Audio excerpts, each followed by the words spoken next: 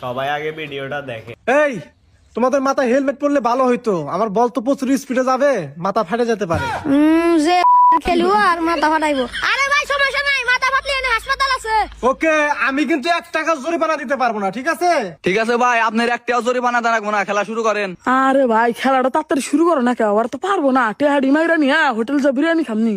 আরে পাগলা, খালি বিরিয়ানি তেহরিও খিলামনি, 2-3টা ডাউন মারলে দেশ নিয়ে ডরে যাবো। আমার ডাউন তো যে স্পিড, আমার দিকে ফোকাস কর, খেলাটা দেখ, খালি শুধু তাকে তাকে দেখ। এই খেলা শুরু করে দাও, দাও একটু ব্যায়াম করে নে, মানে শরীরটা জাম লেগে গেছে তো। ইয়া ভাই দেখা বলেন নাকি?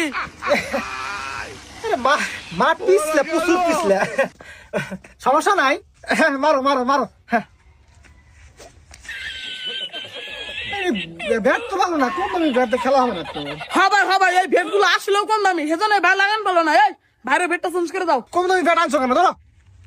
আরে ভাই কি বলেন, এটা কম দামি ব্যাট, খেলতে পারেন না এটা কোন? এই ছেলে ফালতু কথা বলো কেন? তুমি জানো আমার ব্যাপারে, আমি আর তো খেলোয়া ব্যাডমিন্টনে। দাও ব্যাট দাও, যাও।